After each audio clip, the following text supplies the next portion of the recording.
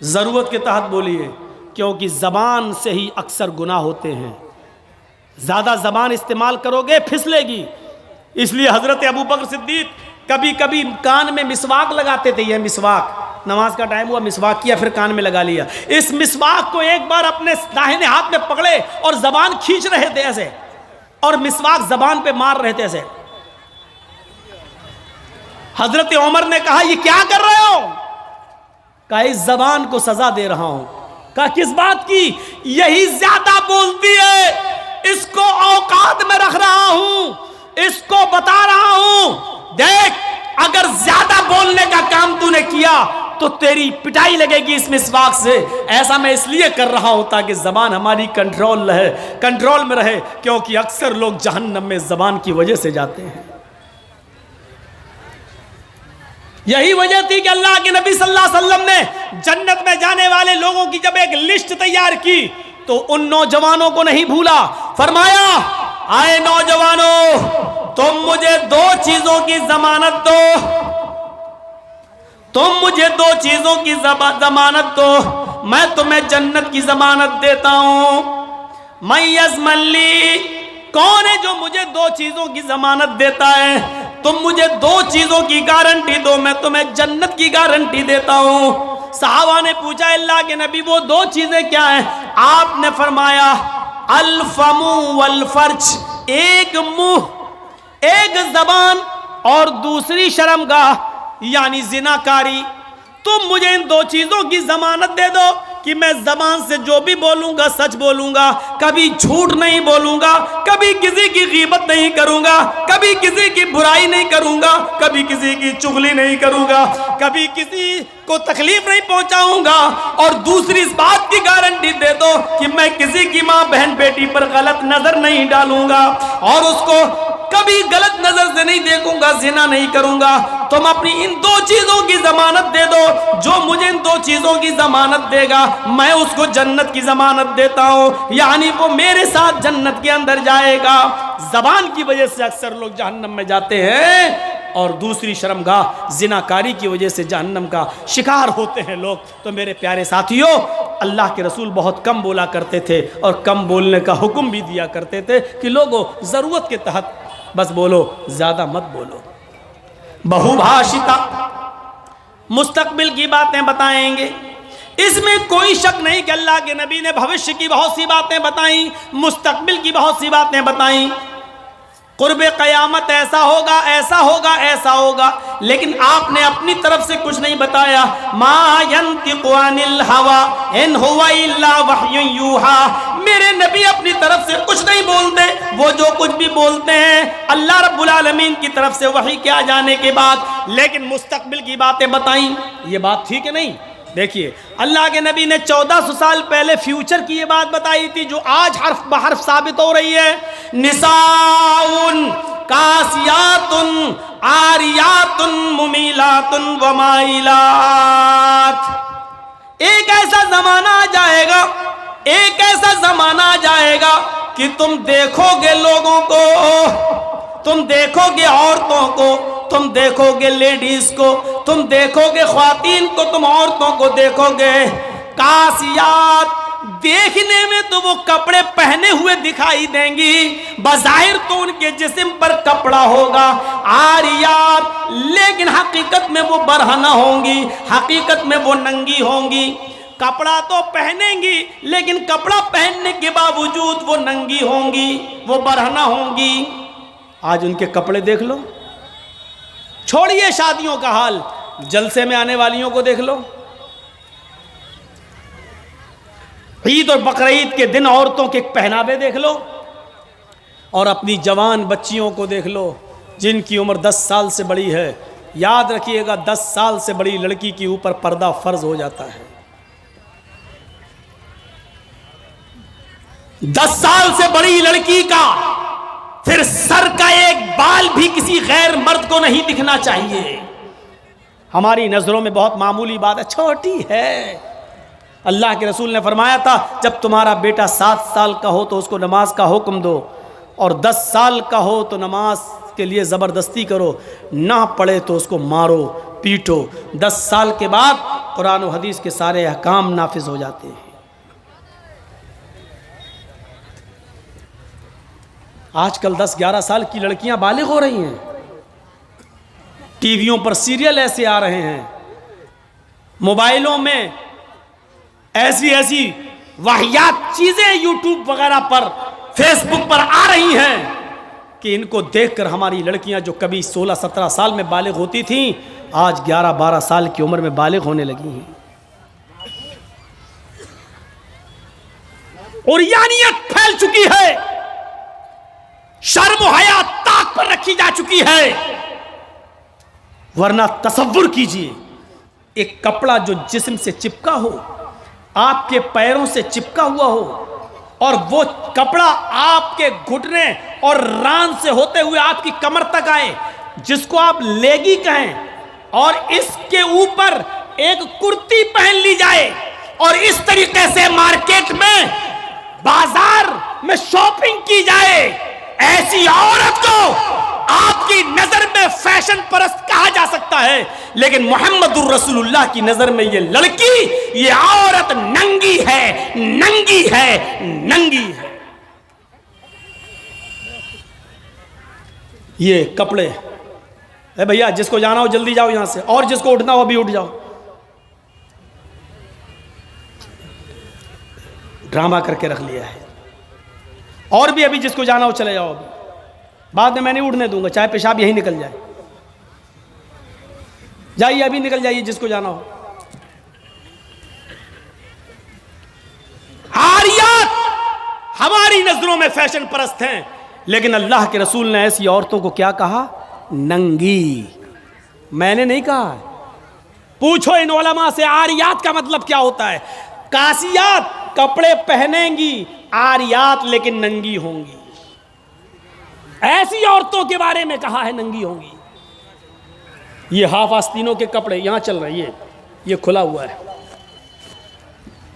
ساڑیاں چل رہی تو ایسی کہ یہاں تک کا بلاؤز پہنے ہوئے ہیں، یہ کھلا ہے، پیٹ کھلا ہوا ہے۔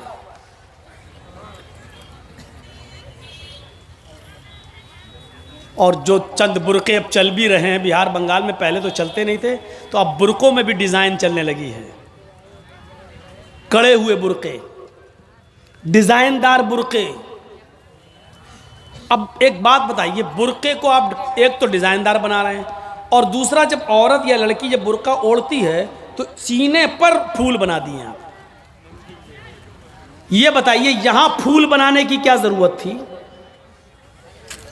جب وہ پہنتی ہے تو پھول سینے پر، اور وہ لڑکی نے یہ برقع خریدا کیوں؟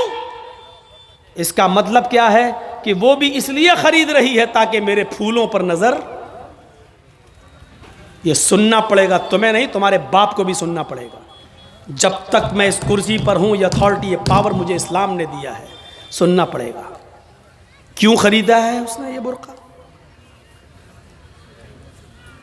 یو پی سائڈ میں آ جاؤ، لکھنؤ کے برقعے دیکھ لو، بمبئی کے دیکھ لو، حیدرآبادی برقعے دیکھ لو، قسم خدا کی اب برقعے نہیں رہ گئے ہیں۔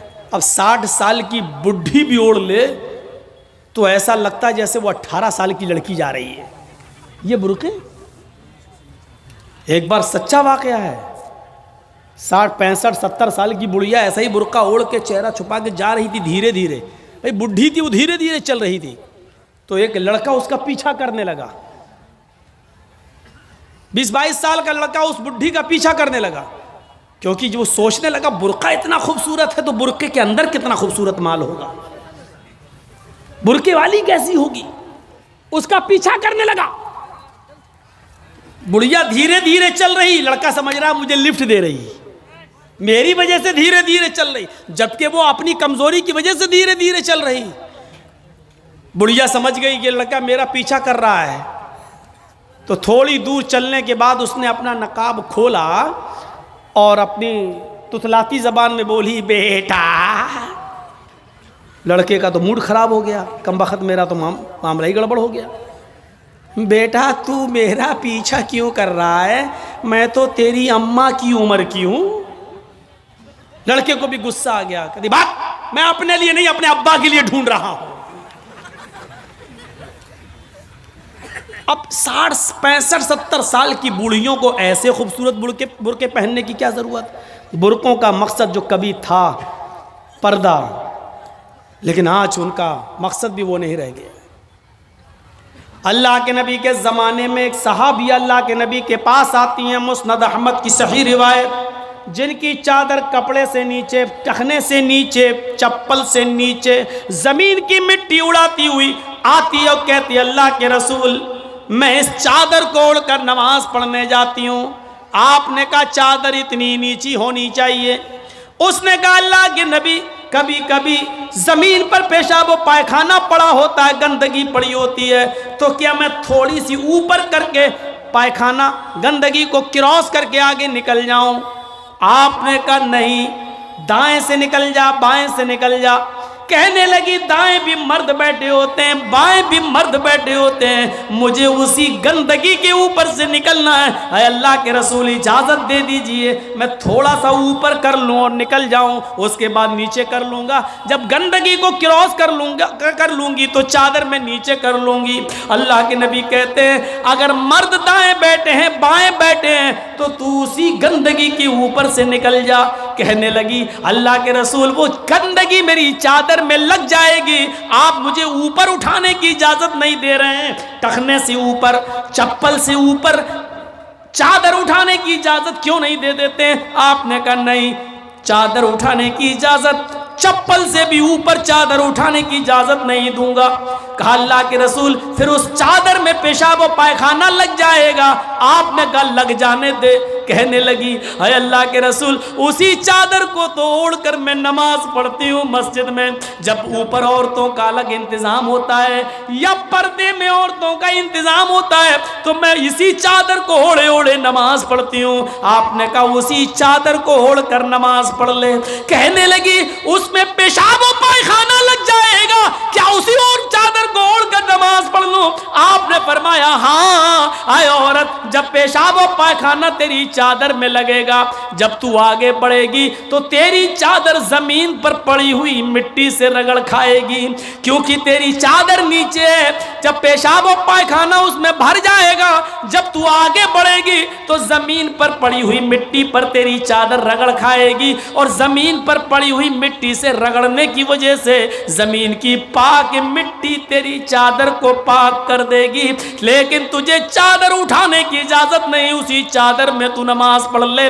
گندگی لگتی ہے تو لگ جانے دے، آگے بڑھے گی تو زمین پر پڑی ہوئی پاک مٹی تیری چادر کو پاک کر دے گی۔ میرے بھائیوں پیشاب و پائخانہ دیکھ کر بھی اللہ کے رسول نے عورت کو چادر اٹھانے کی اجازت نہیں دی۔ میری بہنوں تمہارے دل کیسے گوارا کر لیتے ہیں، جلسوں میں بھی چوڑیاں خریدنے کے لیے، بیلونز خریدنے کے لیے، جلیبیاں خریدنے کے لیے تم کس طریقے سے لیڈیز پنڈال سے نکل کر تم بازاروں میں گھوم لیتی ہو؟ شرم آنی چاہیے۔ تمہارے کلیجے اور تمہارے دل کیسے گوارا کر لیتے ہیں کہ لڑکے اور لڑکیاں ایک جگہ شاپنگ کریں، دکانداری کریں، خریداری کریں؟ یہ تمہارے کلیجے، تمہارے ضمیر کیسے گوارا کر لیتے ہیں؟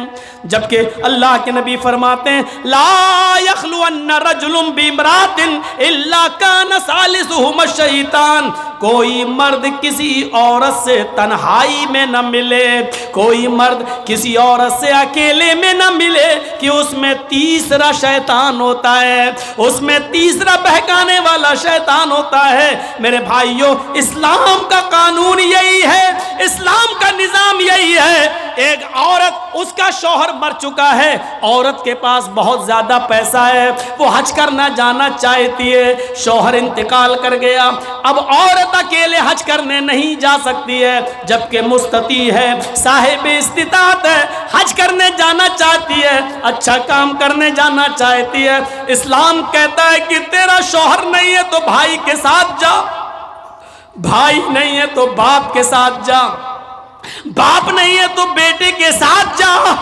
لیکن کسی محرم کا ہونا ضروری ہے، اس کے ساتھ جا۔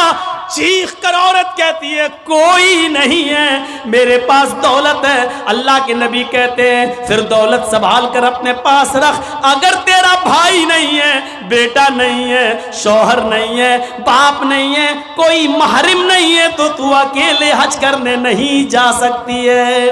نہیں، اے اللہ کے نبی، میرا پڑوس میں بڑا اچھا نیک حاجی نمازی نیک آدمی رہتا ہے، میں اس کو بھائی بنا لیتی ہوں، چلی جاؤں۔ فرمایا نہیں نہیں، منہ بھولے بھائی کو بھائی بنا کر اس کے ساتھ تم حج کرنے نہیں جا سکتی ہو، اس لیے کہ اپنے منہ سے کسی کو بھائی بولنے سے وہ تمہارا سگا بھائی نہیں ہو جائے گا، اپنے منہ سے کسی کو بیٹا بول دینے سے وہ بیٹا نہیں ہو جائے گا۔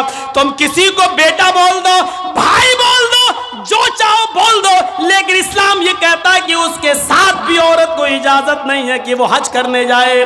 اگر کوئی نہیں ہے تو مت جاؤ، لیکن اسلام اس بات کی اجازت نہیں دیتا ہے کہ تم اکیلے جاؤ یا کسی کو بہن، کسی کو بھائی یا بیٹا بنا کر جاؤ، اس بات کی اجازت نہیں دیتا۔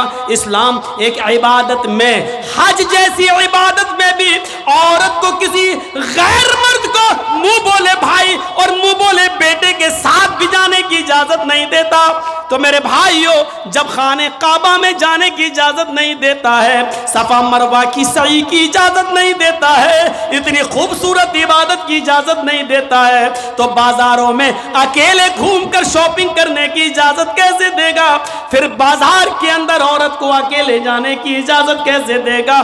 اتنی خوبصورت عبادت کرنے کی اجازت نہیں دیتا ہے، اتنی خوبصورت عبادت کرنے کی اجازت نہیں دیتا ہے، تو میرے بھائیوں پھر عورت کو بازاروں میں گھومنے کی اجازت کیسے دے گا؟ پھر بازار میں گھومنے اور بازار میں سیر و تفریح کی اجازت کیسے دے گا؟ ہماری ماں بہنوں کو اس بات کو سوچنا چاہیے، غور کرنا چاہیے، سنجیدگی سے اس کو لینا چاہیے۔ ایک زمانہ تھا، حضرت فاطمہ کہہ رہی ہیں اے علی، میں اتنی بیمار ہوں، اتنی بیمار ہوں، لگتا نہیں کہ اس بیماری میں بچ پاؤں گی۔ اے علی، اگر مجھے کچھ ہو جائے، اگر میرا انتقال ہو جائے، اے علی، تو مجھے دن کے اجالے میں دفنانے مت لے جانا، رات کی تاریکی میں عشاء کی نماز کے بعد مجھے قبرستان میں دفن کرنا۔ حضرت علی نے کہا اے فاطمہ، ایسا کیوں کہہ رہی ہو؟ اگر تمہارا انتقال صبح فجر کے بعد ہو تو کیا عشاء تک ہم تمہارے جنازے کو رکھیں گے، مٹی کو رکھیں گے؟ تمہارے باپ کا، تمہارے ابو کا فرمان ہے کہ میت کو جلدی قبرستان لے جاؤ، پھر میں لیٹ کیسے کروں؟ فرماتی ہیں اے علی، اے میرے پیارے شوہر، مجھے رات میں ہی لے جانا، میری بات کو گرا باندھو، میری بات کو مضبوطی سے پکڑ لو، میری وصیت کو یاد رکھنا، چاہے میرا انتقال کبھی بھی ہو، لیکن مجھے عشاء کے بعد دفنانا، مجھے دن کے اجالے میں قبرستان نہ لے جانا۔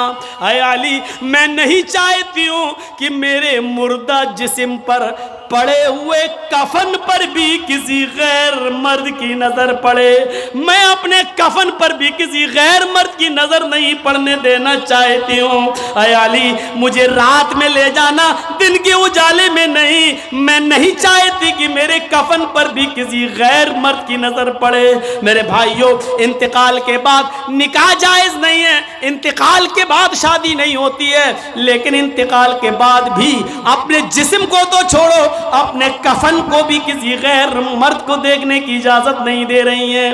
یہ تھا حضرت فاطمہ کا پردہ۔ اس پردے کی روشنی میں میری بہنوں، اپنے گریبانوں میں جھانک کر دیکھو، اپنے گریبانوں کے بٹن کھولو اور تلاش کرو ہم کہاں کھڑے ہیں، ہمارا پردہ کیا ہے، ہماری عزت و آبرو کیا ہے۔ آج ہمارے چہروں کا ہرکس و ناکس دیکھ رہا ہے، کل تک ہمارے ان خوبصورت گالوں کو کبھی آسمان کی نگاہوں نے بھی نہیں دیکھا تھا، چاند و ستاروں نے بھی نہیں دیکھا تھا، اور آج جو چاہتا ہے دیکھ لیتا ہے، ہرکس و ناکس جس کو چاہو آج وہ بڑی آسانی سے ہماری بہنوں بیٹیوں کا دیدار کر رہا ہے۔ اور ایک اور بات، جتنا امیر باپ ہے، جتنا امیر باپ ہے، جتنا بھی باپ امیر ملے گا آپ کو، آپ دیکھیے گا اس کی بیٹی اتنے ہی کم کپڑے پہنے ہوئے ہوگی۔ کس بات کا امیر ہے تو؟ کاہے کا امیر ہے تو؟ اپنی بیٹی کو 5 میٹر کا کپڑا لا کر نہیں دے سکتا ہے تو کاہے کا امیر ہے تو؟ کنجوس اور بخیل باپ اللہ تعالیٰ نے ان امیروں کو ایسی سزا دی ہے، ایسی سزا دی ہے، کل تک یہ غریبوں کی لڑکیوں کو ڈانس کرایا کرتے تھے، آج اللہ تعالیٰ نے ان امیروں کی لڑکیوں کے جسموں سے کپڑے اتار کر ان کو لوگوں کی نظروں کو دیدار کرنے پر مجبور کر دیا۔ آج ان امیروں کی لڑکیوں کے جسموں سے کپڑے اتروا کر آج غریب ان لڑکیوں کو دیکھ رہے ہیں، ان کا نظارہ کر رہے ہیں۔ آج امیروں کو اللہ نے یہ سزا دی ہے، آج وہ فیشن سمجھتے ہیں کہ میری بیٹی فیشنیبل کپڑے پہنے ہوئے ہیں۔ نہیں نہیں میرے بھائیوں، میری بھائیوں، آپ اپنی بہنوں کے ذمہ دار ہیں۔ اللہ کے نبی نے فرمایا کہ جس لڑکی کا باپ جس کی بیٹی بے پردہ گھومے وہ باپ دیوس ہے، جس کی بہن بے پردہ گھومے وہ بھائی دیوس ہے، جس کی بیٹی بے پردہ گھومے وہ باپ دیوس ہے، جس کی بیوی بے پردہ گھومے وہ شوہر دیوس ہے۔ غور کرو کتنی صاف لفظوں میں، کتنے صاف لفظوں میں اللہ کے نبی نے فرمایا، جس کی بہن بے پردہ گھومے وہ بھائی دیوس، جس کی بیٹی بے پردہ گھومے وہ باپ دیوس، جس کی بیٹی بے پردہ گھومے وہ باپ دیوس، جس کی بیوی بے پردہ گھومے وہ شوہر دیوس۔ اب دیوس کا معنی اگر ہم سمجھ جائیں تو سارا معاملہ حل ہو جائے۔ دیوس، دیوس کا یہ تو عربی لفظ ہے نا، اس کا اردو میں ترجمہ ہوتا ہے، سننے کی طاقت ہے؟ سنیں گے؟ دیوس کا مطلب ہوتا ہے بھڑوا، اور بھڑوا کس کو کہتے ہیں بتانے کی ضرورت نہیں، جانتے ہوں گے۔ بھڑوا کہتے ہیں اس کو جس نے اپنی بہن، بیٹی یا بیوی یا ماں کو غلط کام کرنے کے لیے کسی اڈے پر بٹھا دیا ہو، چکلے پر بٹھا دیا ہو اور ان سے غلط کام کرواتا ہو اور ان کی کمائی کھاتا ہو۔ عربی زبان میں اس کو دیوس کہتے ہیں، اردو میں اس کو بھڑوا کہتے ہیں۔ کتنا سخت جملہ استعمال کیا اللہ کے رسول نے۔ مولانا جرجیز کو آپ کہہ رہے ہوں گے یہ کیا ہو گیا اس کو؟ اللہ کے نبی نے کہا جس کی ماں بے پردہ گھومے اور بیٹا اپنی ماں کی بے پردگی پر کچھ نہ بولتا ہو وہ بیٹا بھڑوا، جس کی بیوی بے پردہ گھومے اور شوہر اپنی بیوی کی بے پردگی پر کچھ نہ بولے وہ شوہر بھڑوا، جس کی بہن بے پردہ گھومے اور وہ بھائی اپنی بہن کی بے پردگی پر خاموش رہے وہ بھائی بھڑوا، اور جس کی بیٹی بے پردہ گھومے اور باپ اپنی بیٹی کی بے پردگی پر خاموش رہے وہ باپ بھڑوا۔ دیوس کہہ دو مولانا چلے گا، بھڑوا مت کہو، اچھا نہیں لگ رہا ہے۔ ہم کب کہہ رہے ہیں کہ اچھا لگ رہا ہے؟ ہم کو اچھا لگانا کب ہے؟ جب اچھا ہی لگنے لگے تو فائدہ کیا ہے؟ انجیکشن ایسے لگاؤ درد نہ ہو۔ بات صاحب ایسا ہو سکتا ہے کہ انجیکشن لگے اور درد نہ ہو؟ انجیکشن بھی لگوانا چاہتے ہو اور درد بھی نہیں چاہتے ہو، تب تو ہومیوپیتھک دوا لے لو، میٹھی گولیاں کھا لو جو مرنے کے بعد فائدہ کرتی ہے۔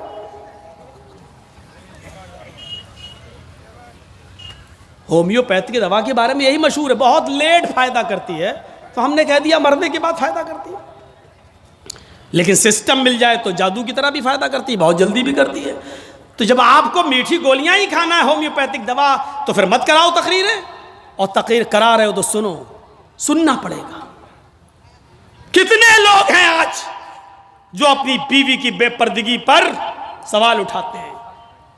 کتنے ایسے ہیں جن کی بیٹیاں آج بے پردہ گھومتی ہیں اور وہ باپ اپنی بیٹیوں کو ڈانٹتے ہیں؟ اگر ماں باپ اپنی بیٹیوں کو صحیح سے ذمہ داری نبھانے لگیں تو آج ایک بھی لڑکی کے پاس اینڈرائڈ موبائل نہ ہو۔ ہماری 18-20 سال کی لڑکی جس کی شادی نہیں ہوئی گھر پہ رہتی ہے، اس کے ہاتھ میں اینڈرائڈ موبائل چیخ چیخ کے بتا رہا ہے کہ باپ کی تربیت میں کمی ہے، باپ اپنی بیٹی پر پورا کا پورا حکمراں نہیں ہے، حاکم نہیں ہے، یا یہ کہہ رہا ہے بیٹی کے ہاتھ میں وہ اینڈرائڈ موبائل چیخ چیخ کے کہہ رہا ہے یہ باپ نہ کہہ رہا ہے، بیٹی کے آگے باپ کی نہیں چل رہی ہے، باپ مجبور ہو چکا ہے۔ میرے بھائیوں، اگر باپ مجبور نہ ہوتا تو بیٹی کے ہاتھ میں اینڈرائڈ موبائل نہیں ہوتا۔ کیا ضرورت ہے بیٹی کے ہاتھ میں دینے کی، وہ تو گھر میں رہتی ہے، کیوں چلائے گی صاحب؟ آپ کی بیٹی 18-20 سال کی کیوں فیس بک چلائے گی، کیوں واٹس ایپ چلائے گی، کیوں میسنجر چلائے گی؟ اور آپ کیسے اپنی بیٹی کو فیس بک اور میسنجر اور واٹس ایپ چلانے کے لیے ڈھیل دے سکتے ہیں؟ کیسے؟ آپ کا یہ دل کیسے گوارا کر لیتا ہے؟ آپ ذمہ دار ہیں۔ ہماری یہ بیٹیاں کل بچوں کی مائیں بنیں گی، شادی کے بعد ان کو اپنے بچوں کی تربیت کرنا ہے۔ ماں کے قدموں کے نیچے جنت بتائی گئی ہے، حالانکہ یہ کوئی حدیث نہیں ہے، ایک مقولہ ہے، لیکن بچے اپنے ماں کے قدموں کے نیچے جنت کیسے ڈھونڈیں؟ یہ آج کل کی ماں کے قدموں کے نیچے جنت ہے؟ جس کو خود نہیں معلوم کہ قدم میرے کہاں ہیں، اس کے قدموں کے نیچے بچے جنت ڈھونڈیں گے؟ ہمیں سوچنا ہے، ہمیں اپنی بیٹیوں کی تربیت کرنا ہے۔ امام احمد ابن حنبل اپنی مسند کے اندر ایک واقعہ نقل کرتے ہیں کہ ایک صحابیہ تھی، ان کے گھر میں ایک بچہ پیدا ہوا۔ ایک صحابیہ تھی، ان کے گھر میں ایک بچہ پیدا ہوا۔ جب بچہ پیشاب کرتا تھا تو وہ پانی کا لوٹا اس بچے کی شرمگاہ پہ ڈال دیتی تھی۔ جیسی بچے نے پیشاب کیا وہ پانی لاتی اور شرمگاہ پہ ڈال دیتی۔ وہ صحابیہ کہتی ہیں میرا بیٹا جب چلنے کے لائق ہوا، پہلا دن تھا اس کا چلنے کا، پہلا دن تھا میرے بیٹے کے چلنے کا، پہلا دن تھا میرا بیٹا کھڑے ہو کر جب چلا، میرے بیٹے کو جب پیشاب کی ضرورت محسوس ہوئی تو اس نے پانی کا برتن دیکھنا شروع کر دیا۔ ماں کہتی ہے کہ میں دیکھ رہی تھی اپنے بیٹے کو، جب بھی وہ پیشاب کرتا تھا تو میں پانی اس کی شرمگاہ پہ ڈال دیتی تھی۔ آج دیکھتی ہوں میرا بیٹا چل رہا ہے، دیکھتی ہوں یہ کیا کرتا ہے۔ جب بیٹا پہلا دن چلنے کے لائق ہوا، پہلا دن تھا، تو بیٹے نے پانی کا پیالہ اٹھایا اور دونوں ہاتھ سے پکڑ کر دھیرے دھیرے چلا اور ایک کونے میں جا کر بیٹھ گیا، پیشاب کیا، اور پیشاب کرنے کے بعد وہ پانی کا پیالہ اپنی شرمگاہ پہ ڈالنے لگا۔ اس کو استنجا کرنا نہیں آتا تھا، اس کو دھونے کا تمیز بھی نہیں معلوم تھا، اس کو پتہ ہی نہیں، لیکن وہ ویسا ہی کر رہا ہے جیسی اس کی ماں نے اس کو بتایا، جیسے اس کی ماں اس کے ساتھ کر دیتی تھی۔ وہ پانی کا پیالہ اٹھا کر اپنی شرمگاہ پہ ڈال لیا اور خالی پیالہ لے کر اپنی ماں کے پاس آ گیا۔ ماں کی آنکھوں میں آنسو آ گئے، آسمان پر نظر ڈال کر کہتی ہے فزت برب الکعبہ، کعبے کے رب کی قسم میں کامیاب ہو گئی، اللہ کی قسم میں کامیاب ہو گئی۔ اپنے بچے کو جو سکھانا چاہتی تھی میرے بچے نے وہ سیکھ لیا، میں اپنے بچے کو جو تربیت دینا چاہتی تھی میرے بچے نے وہ تربیت حاصل کر لی۔ مجھے امید ہے کہ میرا بچہ کبھی ناپاک نہیں رہے گا، میرا بچہ جب بھی پیشاب کرے گا تو پانی ضرور لے جائے گا اور استنجا کرے گا۔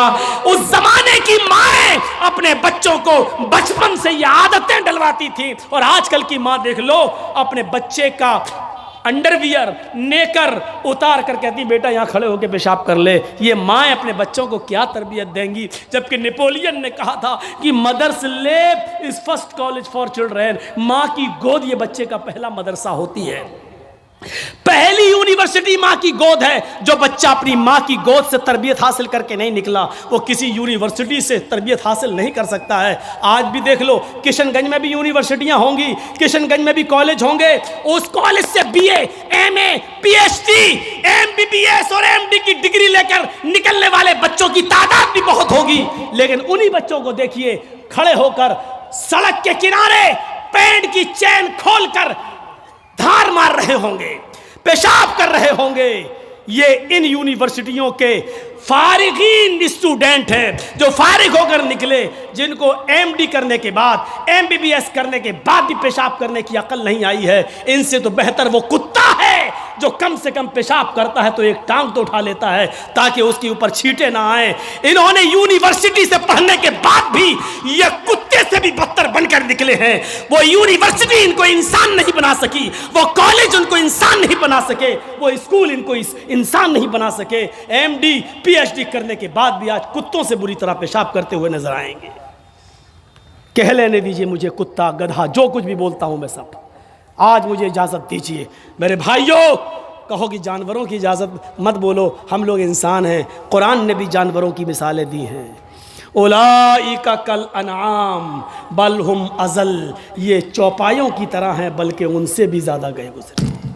قرآن نے کہا ہے یہ چوپایوں کی طرح ہے بلکہ ان سے بھی زیادہ گئے گزرے، ان سے بھی زیادہ گئے گزرے۔ جب قرآن نے مثال دی ہے تو ہم کیوں نہیں مثال دے سکتے ہیں؟ اپنے بارے میں سوچو سوچو۔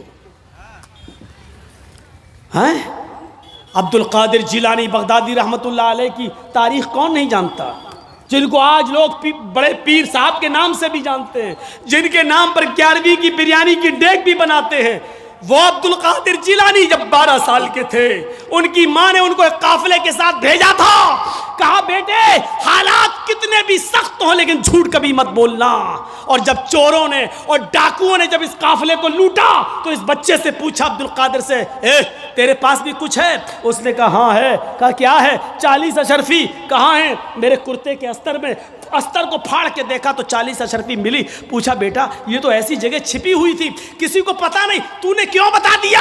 لڑکے نے جواب دیا میری ماں نے مجھے چلتے وقت نصیحت کی تھی کہ بیٹا حالات کتنے بھی خراب ہو لیکن کبھی جھوٹ مت بولنا۔ میں نے اپنی بات ماں کی بات مانی ہے۔ چوروں کا، ڈکیتوں کا، ڈاکوؤں کا اثر ختم ہوتا ہے اور رونے لگتے ہیں اور کہتے ہیں یہ بچہ اپنی ماں کی اتنی بات مانتا ہے کہ ایسے موڑ پر بھی اس نے اپنی ماں کی نافرمانی نہیں کی، ہم تو اپنے رب کی نافرمانی کر رہے ہیں۔ سارا سامان جو لوٹا تھا سب کو واپس کر دیا اور سارے کے سارے چوروں نے، ڈاکوؤں نے توبہ کر لی۔ میرے پیارے ساتھیوں، ایک بچہ جب اپنی ماں کا فرما بردار بنتا ہے اور ماں کی بات مانتا ہے تو ماں کی دعا تمام ڈکیتوں کو توبہ کرنے پر مجبور کر دیتی ہے۔ میرے پیارے ساتھیوں، یہ ماں کی تربیت تھی جس نے عبد القادر جیلانی کو ایک بزرگ کے روپ میں پیدا کیا ہے، ایک بزرگ کے روپ میں دیکھا ہے۔ یہ ماں کی تربیت تھی۔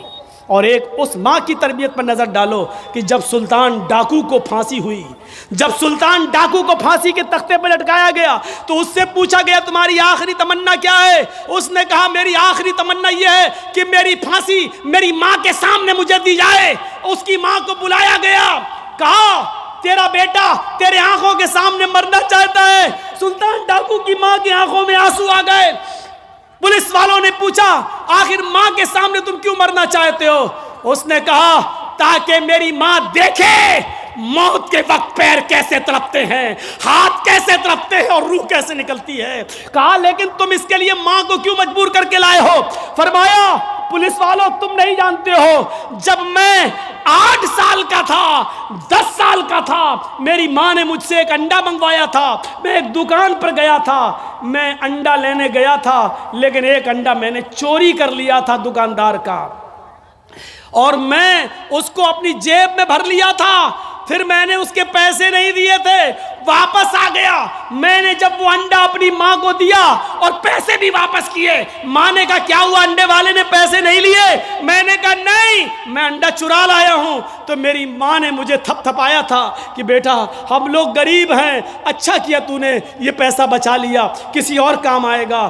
پھر یہی سے مجھے چوری کی عادت پڑتی ہے، میرے حوصلے بڑھتے ہیں، پھر میں ڈاکو بنتا ہوں، پھر میں نے لوگوں کا مال لوٹا اور جب لوگوں نے نہیں دیا تو میں نے ان کی جانیں لی۔ پھر میں بہت بڑا لٹیرا بن گیا اور اتنا بڑا لٹیرا بنا کہ پکڑا گیا اور قانون نے مجھے پھانسی کی سزا دی۔ اگر میری ماں نے مجھے انڈا چراتے وقت جب میں گھر پہ لایا تھا اسی وقت ایک تھپڑ مارا ہوتا اور انڈے والے کو دے کر معافی مانگ لی ہوتی تو آج میں اتنا بڑا چور نہیں بنتا، آج اتنا بڑا میں ڈاکو نہیں بنتا، آج میں اتنا بڑا لٹیرا نہیں بنتا۔ یہ میری ماں کی تربیت تھی جس نے مجھے پھانسی کے تختے پر چڑھا دیا۔ میرے بھائیوں میرا بھی وقت ہو گیا ہے، اس لیے میں تھوڑا سا بس جملے ختم کرنے والا ہوں، آپ تھوڑا سا بیٹھے رہیے، اسی طریقے سے موبائل جلائے رہیے۔ تو میرے بھائیوں ماں کی تربیت ہی کچھ ہوا کرتی ہے۔ ماں چاہے تو اپنے بچے کو ڈاکو بنا دے، ماں چاہے تو اپنے بچے کو عبد القادر جیلانی بغدادی کی طرح بزرگ بنا دے۔ یہ ماں کی تربیت ہوتی ہے۔ تو میرے بھائیوں 1:45 بج بھی گئے ہیں، 11:45 سے تقریر شروع تھی اور 2:45 بج گئے ہیں، 2 گھنٹہ میرا تقریباً ہو بھی گیا ہے اور جنریٹر کی तेल भी ऐसी मौके पर ख़त्म होने को था। तो मेरे भाइयों, माँ की तरबियत से इबरत हासिल करो और रुकिए, अभी कोई नहीं उठेगा, रुकिए। ख़त्म करने से पहले मुझे गुजारिश आपसे करनी है, एक अहद लेकर उठो, एक अहद व पैमान लेकर उठो कि हम इंशाअल्लाह अपने बच्चों की अच्छी तरबियत करेंगे। इस वक्त मुल्क के हालात आप देख रहे हैं क्या है। इस वक्त यूपी के चुनाव को जीतने के लिए अब अयोध्या और ये सारी बातें की जाने लगी हैं, और अब मथुरा वाली बातें भी आने लगी हैं सामने। यूपी के चुनाव को किस तरीके से भुनाया जा रहा है। और हमारे यूपी में एक साहब ऐसे भी हैं कि एक ने अगर ये कहा कि अयोध्या और ये तो झांकी है, अब जो है मथुरा की बारी है या मथुरा का नंबर है, इस पर नमक और तेल छिड़ककर एक साहब है वो और ज़्यादा उसको पॉपुलेशन करेंगे और ज़्यादा उसको बढ़ाएंगे, क्योंकि एक तरफ हिंदू हिंदू किया जा रहा है तो एक साहब है वो मुसलमान मुसलमान करेंगे। और इस तरीके से आने वाले चुनाव में एक बखेड़ा होने वाला है। ये भी हो सकता है कि आगे चलकर इस चुनाव में आखिरी जब लहर हो, आखिरी जब काउंटिंग हो, आखिरी जब वो वोट डालने का नंबर आए तो उस मौके पर कोरोना की तीसरी लहर भी आ जाए, क्योंकि ये सारी प्लानिंग ऊपर बैठती है, ऊपर होती है। कब कोरोना पैदा करना है, कब कोरोना गायब करना है, कहाँ लाना है, कहाँ नहीं लाना है, इसको यूपी में किस मौके पर लाया जाएगा, कैसे लाया जाएगा, ये सारी साजिशें हो रही हैं। ऐसे मौके पर हम मुसलमानों को एक प्लेटफार्म पे आना बहुत ज़रूरी है। हमें हनफी, शाफई, मालिकी, हम्बली ये सब को भुलाकर एक प्लेटफार्म पे आना है। मेरे भाइयों, ये इदारा का जलसा है और जिस इदारे के लिए ये जलसा किया गया है उस इदारे का ताउन आपने जो कुछ भी किया। मैंने अपनी बात ख़त्म कर दी। अल्लाह ताला से दुआ है कि बारे इलाह हमें इस्लाम पर कायम रखना और जब हमारा ख़ात्मा हो तो ईमान पर फरमाना। लेकिन आपसे गुजारिश है कि चलते चलते मैं 2 मिनट 3 मिनट के लिए स्टेज पर बैठा हुआ हूँ, आप मुझसे मुसाफा करें और जो भी ताउन करना चाहें मेरे हाथ पर करें।